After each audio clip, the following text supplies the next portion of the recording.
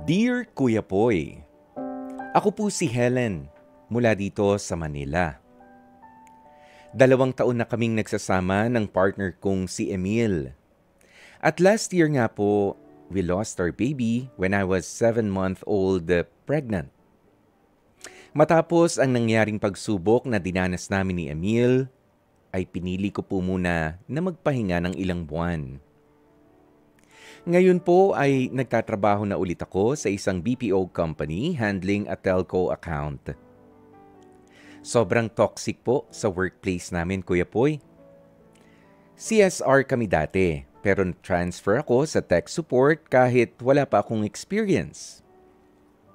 Alam mo, Kuya Poy, yung operations manager at coach namin, madalas kaming sigawan, mapahiya, at murahin. At dahil nga dito, na-trigger ang anxiety at depression ko. Last Friday lang ay nagpunta nga ako at kumonsulta sa isang psychiatrist dahil hindi ko na talaga kinakaya ang mga experience ko sa opisina.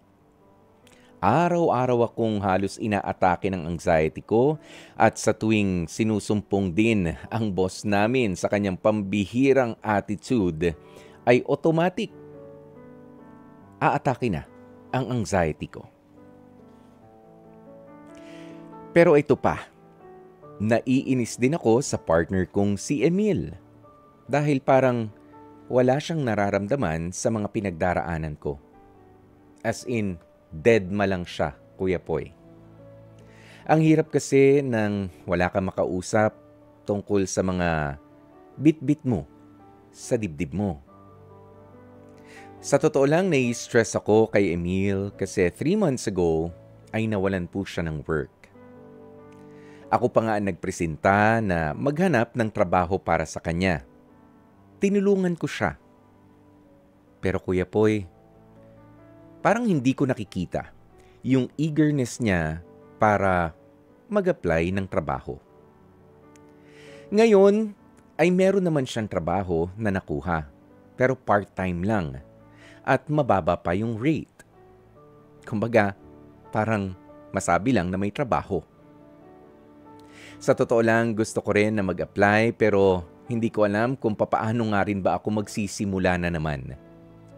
Natatakot ako at para akong mababaliw na sa sobrang pag-iisip sa trabaho at sa kinakasama ko. Kaya heto ako ngayon, kahit mahirap, ay pinipilit ko na lang natiisin ang toxic workplace environment ko na gusto ko nang alisan.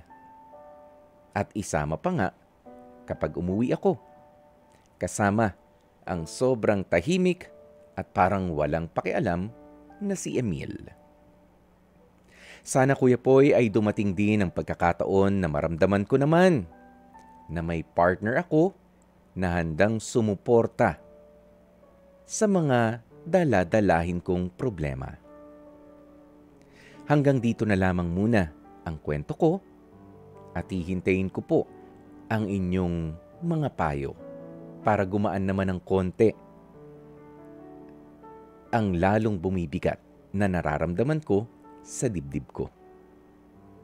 Lubos na gumagalang, Helen. At eto nga po ang kwentong ibinahagi sa atin kanina ni Helen sa Dear Kuya Poy, kung saan ay namomroblema na siya. Pumasok man sa trabaho, andun inaatake siya ng anxiety nang dahil sa kanyang abusive na boss, 'di ba? At hindi maganda ang bibig, 'di ba? Ang daming mga salita na ang hirap nang tanggapin. At mga trabaho na ang hirap na ring gawin. At pagka-uwi sa bahay, meron naman daw na nananahimik na partner siya na si Emil na inaasahan niya sana ng emotional support. Ayan, pero bago natin mabigyan nga ng payo itong si Helen, ayan mong basahin ko muna dahil may ilang mga nakarelate dito sa yung kwento. Ang sabi ni Joeta, ako ay nakarelate sa kwento mo. Pero bagong panganak ako nang naging parang mainitin ang ulo ko at madali akong umiyak kahit na mababaw lang ang dahilan. Ang hirap kapag maririnig mo mula sa partner mo na nag-iinarte ka lang daw. Yung hindi nila maintindihan ang sitwasyon bilang isang ina, lalo na at bagong anak. Mag-pray ka lang. Mag-pray ka lang. Yun ang sagot at gamot sa lahat. Yan lang. Yan ang sabi niya Joetta. At bukod pa nga po, dito nga sa sinasabi niya Helen na naging problema niya sa trabaho, dun sa kanyang partner, last year lang ay nakunan siya. 'Di ba? And nagre-recover pa lamang rin siya doon sa emotional na damage na binigay sa kanya ng pagkawala ng kanilang unang anak sana ni Emil. Ayan, sabi naman ni May Yu para po sa letter sender, huwag mawawalan ng pag-asa, life is too short. Mag-pray ka para po kay ate, maghanap ka po ng kaibigan na madadamayan ka once na umaatake ang anxiety na yan. Nakaka-relate po ako, Kuya Poy, sa kwentong ito. Sabi naman ni Teresita Perfinian, Kuya Poy, para po sa letter sender, bakit hindi ka muna magbakasyon sandali para makapag-isip-isip at pati yung partner mo, iwan mo din muna para malaman niya yung ginagawa niya rin sa'yo. Kapag wala ka siguro, matututo din yan. Alam mo, Helen, ideally, kaya nga tayo pumipili, kumukuha ng ating makakapareha ay para mai-provide ng partner natin yung emotional support na kailangan natin sa oras ng ating pangungulila. Pero hindi laging ganun ang nangyayari. Kailangan nating harapin ang katotohanan na yan. Sometimes you just have to accept the fact na kailangan mong magpakatatag on your own. Okay? Bigyan din natin ng benefit of the doubt ang iyong partner Helen na baka siya rin ay kaya nananahimik at hindi niya parang mukhang walang pakialam siya doon sa nararamdaman mo kapag nagsusumbong ka sa kanya ay naging mabigat din sa kanya yung pagkawala ng inyong baby sana last year. Okay? Pero maganda nga na mag-usap kayo ng masinsinan ng puso sa puso. 'Di ba? At sabi mo nga parang nawalan siya ng gana rin sa pagtatrabaho naman. And eto naman, diyan sa trabaho mo, kung toxic ng environment diyan, nako. Habang nandyan ka, habang kumikita ka, mag-apply ka na sa iba.